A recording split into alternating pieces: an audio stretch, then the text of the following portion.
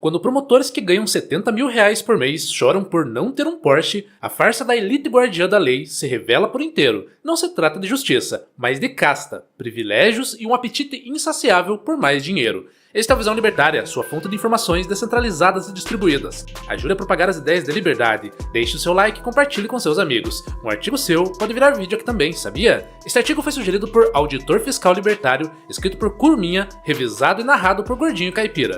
Se ainda havia alguma dúvida sobre a verdadeira natureza da casta estatal brasileira, ela acaba de ser definitivamente enterrada. Mensagens vazadas de um grupo de WhatsApp com mais de 500 promotores e procuradores do Ministério Público de São Paulo expõem com uma transparência quase obscena o que realmente move esses guardiões da lei: privilégios, inveja de carros de luxo e uma obsessão doentia por penduricalhos milionários. A revelação é tão grotesca que chega a ser quase cômica, se não fosse profundamente trágica.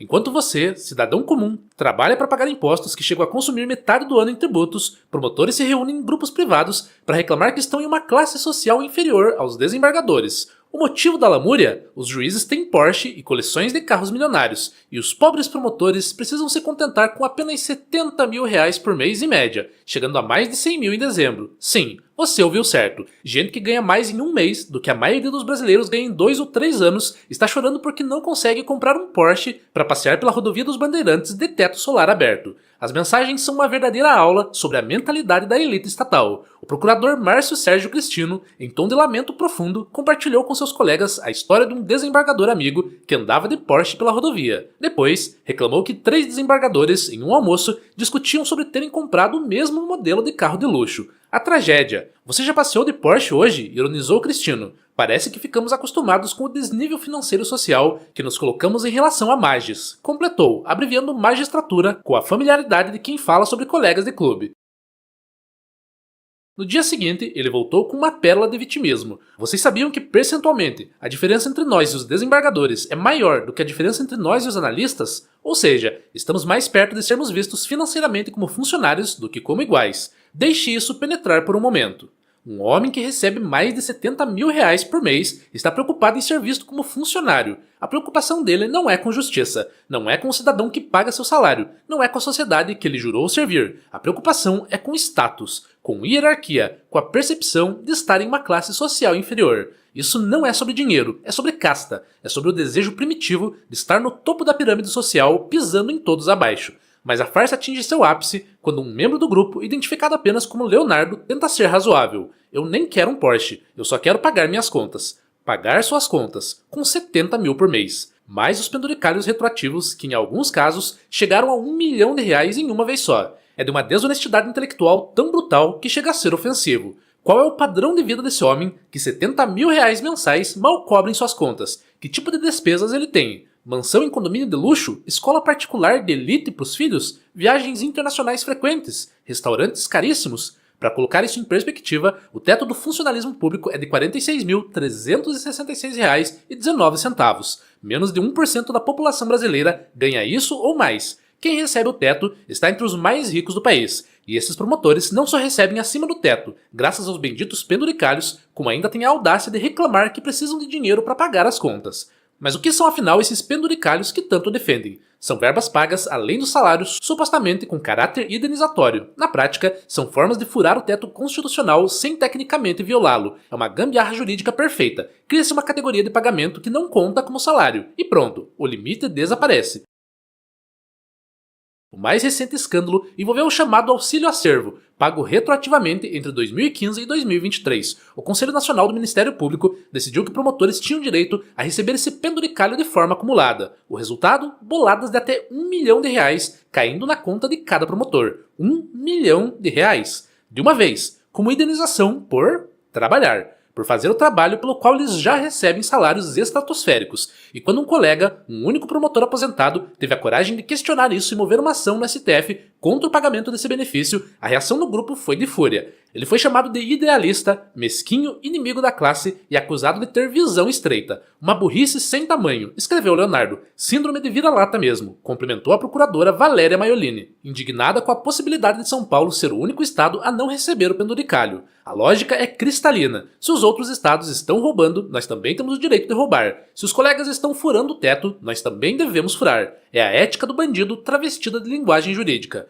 Procurados pela reportagem do Metrópolis, os envolvidos tentaram se justificar de maneiras previsíveis e patéticas. Márcio Cristino alegou que não se lembrava das mensagens e insistiu que foram adulteradas. Depois, culpou a disputa eleitoral interna do MP, já que é candidato ao Conselho Superior. Luiz Fagione, administrador do grupo, disse que dirige um carro popular e que os comentários sobre Porsches eram apenas gozação com a disparidade em relação aos desembargadores. A gente tem um salário que para a sociedade brasileira é excelente, admitiu, antes de justificar que eles apenas queriam igualdade com a magistratura. Jamil Luiz Simon, promotor aposentado, argumentou que o salário dos promotores não pode ser comparado com o de outras profissões por causa do mérito do concurso, das particularidades da função e da necessidade de manter bons quadros no MP. Ele ainda defendeu os penduricalhos como justos diante da inflação.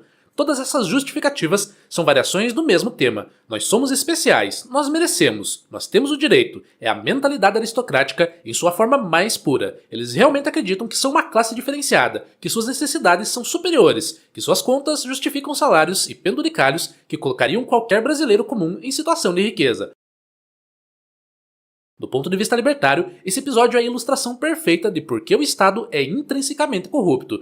Não se trata de pessoas más ocupando cargos bons. O problema é a estrutura. O próprio sistema cria os incentivos para esse tipo de comportamento. Quando você concede a um grupo de pessoas o monopólio sobre a aplicação da lei, quando você os coloca acima da concorrência de mercado, quando você garante que eles não podem ser demitidos por mau desempenho e que seus salários são pagos compulsoriamente por impostos, você cria as condições perfeitas para a corrupção moral. Promotores e procuradores não precisam satisfazer clientes. Eles não precisam se preocupar com a qualidade do serviço prestado. Eles não têm incentivo para eficiência ou economia. Seu cliente, o cidadão, é obrigado a pagar, goste ou não, concorde ou não, esteja satisfeito ou não. Pior, esses mesmos promotores têm poder de destruir vidas. Eles decidem quem é acusado, quem é investigado, quem é perseguido. E agora sabemos o que realmente os motiva. Não a justiça, mas a manutenção de seus privilégios. A defesa não da lei, mas de seus penduricalhos. A proteção não da sociedade, mas de sua casta. O Ministério Público Brasileiro se autodenomina defensor da sociedade. Sua função, segundo a Constituição, é zelar pelo interesse público. Mas quem define o que é interesse público? Eles mesmos. E curiosamente, o interesse público sempre coincide com mais poder e mais dinheiro para o próprio Ministério Público. É o MP que move ações contra a corrupção, exceto quando a corrupção envolve seus próprios privilégios. É o MP que defende a moralidade pública, exceto quando a imoralidade é receber R$1 milhão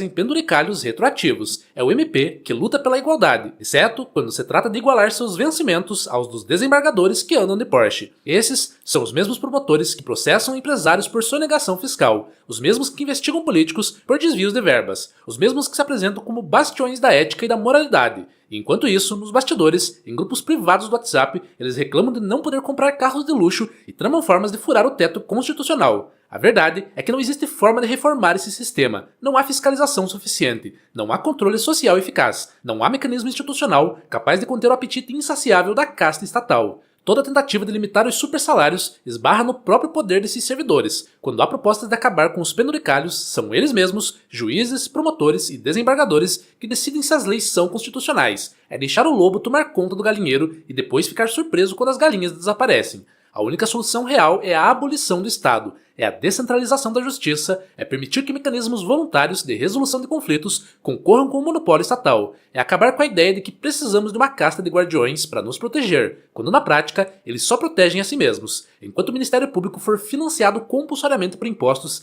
enquanto seus membros não puderem ser demitidos, enquanto não houver competição real, os incentivos continuarão os mesmos, e os resultados também. Grupos de WhatsApp reclamando de Porsches, penduricalhos milionários e uma crescente distância entre a elite estatal e o povo que ela deveria servir. Este escândalo é um presente involuntário para todos aqueles que ainda mantinham alguma ilusão sobre a natureza do Estado. É a prova definitiva, entregue pelas próprias palavras dos envolvidos, de que o sistema não funciona, de que os servidores públicos não servem ao público, de que os defensores da sociedade só defendem seus próprios interesses. E a solução não virá das urnas, não virá de mais leis, não virá de mais fiscalização estatal, porque tudo isso é feito por eles mesmos, para eles mesmos. Obrigado pela audiência. Este é um canal colaborativo. Participe você também. Cadastre-se agora mesmo em nosso site visãolibertaria.com e envie seus artigos por lá. Os colaboradores recebem recompensas em Bitcoin. Inscreva-se no canal e clique no botão da campainha para ser avisado de novos vídeos. Até a próxima!